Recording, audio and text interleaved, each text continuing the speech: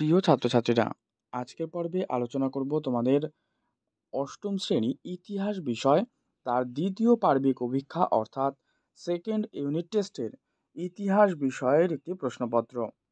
প্রশ্নপত্রটি দেখো এবং তার পাশাপাশি প্রত্যেকটি যে ছোট প্রশ্নগুলো রয়েছে তার উত্তরগুলো তোমরা সঠিকভাবে জেনে নাও। এই প্রশ্ন সেটটি কিন্তু তোমাদের এবারের পরীক্ষার প্রশ্নপত্র। তো সবার আগেই এটি দেখে নাও, আমি উত্তরগুলো আলোচনা করে দিচ্ছি এখান থেকে। তোমাদের প্রথম এক দাগে নির্দেশ, সঠিক উত্তরটি নির্বাচন করে লেখো। এখানে মোট 15টা কিন্তু এমসিকিউ দেওয়া রয়েছে। প্রশ্নগুলো কি কি একবার দেখো। প্রথম প্রশ্ন, মহারাষ্ট্রের শিবাজি উৎসব চালু করেন কে? উত্তর, বাল গঙ্গাধর তিলক। 2 নম্বর প্রশ্ন, বেঙ্গল গেজেট পত্রিকার প্রকাশ করেন James Augustus Hicky. Bengal Gazette পত্রিকাটি প্রকাশ করেন। 3 নম্বর প্রশ্ন, মহল কথার অর্থ কী? মহল কথার অর্থ হলো গ্রামের সমষ্টি। ভারতে রেলপথ নির্মাণের প্রকল্পর প্রথম সূচনা হয় 1853, যেটা মুম্বাই থেকে থানে, 1853 খ্রিস্টাব্দে। আত্মীয় সভা প্রতিষ্ঠিত হয় কলকাতায়। ওয়াহাবি আন্দোলনের সূচনা হয় উত্তর আরবে। নেক্সট, নিচের কোনটি একটি বাণিজ্যিক ফসলের উদাহরণ? বাণিজ্যিক ফসল হলো চা। তারপরে রয়েছে টেনান্সি অ্যাক্ট পাস হয়। উত্তর, বাংলা এই টেনান্সি অ্যাক্ট কিন্তু পাস হয়। 9 নম্বর, সতীদাহ প্রথা নিষিদ্ধ হয় কবে? 1829।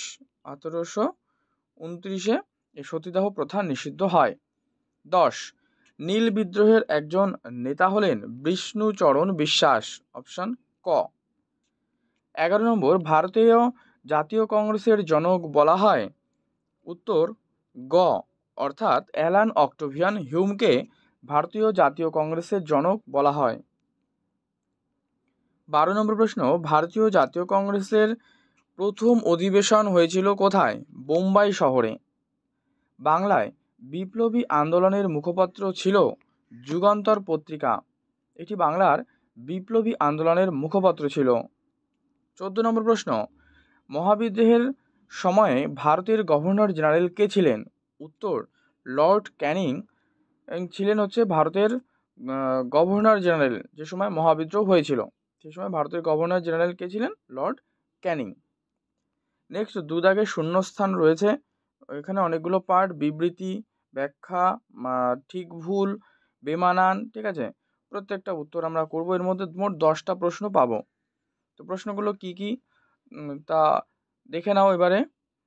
আচ্ছা, আর পর্বটি ভালো লাগলে কিন্তু প্রত্যেকে তোমরা লাইক করবে এবং শেয়ার করে দেবে তোমার বন্ধুদের মধ্যে। আর চ্যানেলে নতুন হলে অবশ্যই সাবস্ক্রাইব করে রেখো। এভাবে প্রত্যেকটা প্রশ্ন সেট সবার আগেই তোমার সামনে এগুলো কিন্তু উত্তর সহ আলোচনা করে দেব, তোমরা দেখতে থাকো। তো 2 দাগে নির্দেশ, শূন্যস্থান এ 1 দাগ, বীর শালিঙ্গম পান্তলু ড্যাশ দ্বারা প্রভাবিত হয়েছিলেন? বিদ্যাসাগরের দ্বারা। 2, ঔপনিবেশিক ভারতে প্রথম পাটের কারখানা চালু হয়েছিল হুগলির রিষড়ায়।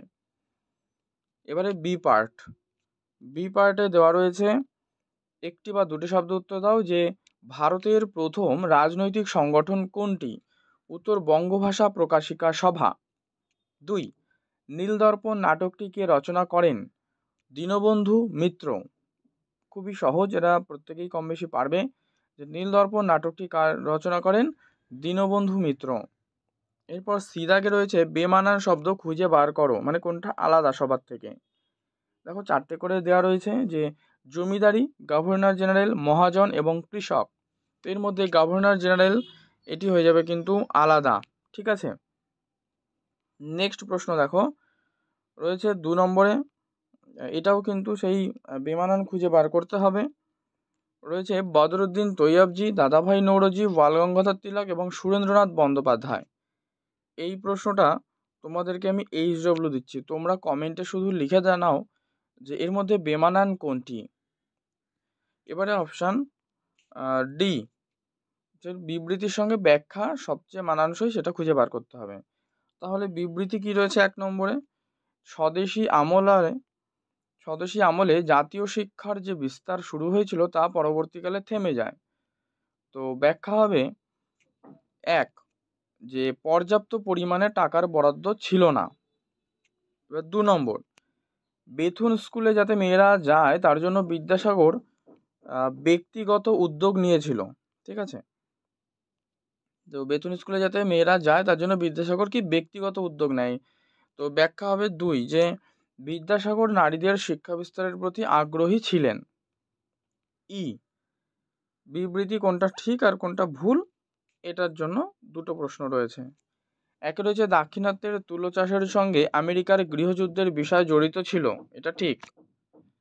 2, হেনরি লুই ভিভিয়ান ডিরোজিও ছিলেন কলকাতার বেথুন কলেজের শিক্ষক, এটা ভুল। তিনি কিন্তু হিন্দু কলেজের পরবর্তীতে প্রেসিডেন্সি কলেজের শিক্ষক ছিলেন। ঠিক আছে, এরপরে তোমাদের বড় প্রশ্ন রয়েছে, এগুলো দেখো, এই যে 2 মার্কসের প্রশ্ন 4টে রয়েছে, করতে হবে 5টার মধ্যে 4টে করতে হবে। যে সূর্যাস্ত আইন কাকে বলে, এটা আমি লাস্ট পেজে উত্তরটা লিখে দিয়েছি, তোমরা দেখে নিও, আমি তোমাদের এইখানেই এই পর্বের মধ্যেই দেখিয়ে দেবো। ঠিক আছে, বা তোমরা ফ্রি পিডিএফ চাইলে অবশ্যই টেলিগ্রামে যুক্ত থাকো, যার লিঙ্ক এই ভিডিও ডেসক্রিপশন বক্সে দেওয়া রয়েছে। 2, নব্যবঙ্গ বা ইয়ং বেঙ্গল কাদের বলা হয়, ফরাজি আন্দোলনের 2টো বৈশিষ্ট্য। আচ্ছা দেখো, সূর্যাস্ত আইনটা আমি একবার বলে দিই, যে চিরস্থায়ী বন্দোবস্তের একটা অংশ হচ্ছে যেখানে জমিদারদের একটা নির্দিষ্ট দিনে সূর্যাস্তের আগে সরকারের যে প্রাপ্য রাজস্ব সেটা জমা দিতে হতো। যদি তারা তা করতে ব্যর্থ হতো তবে তাদের জমিদারি বাজেয়াপ্ত করে নিলাম করা হতো।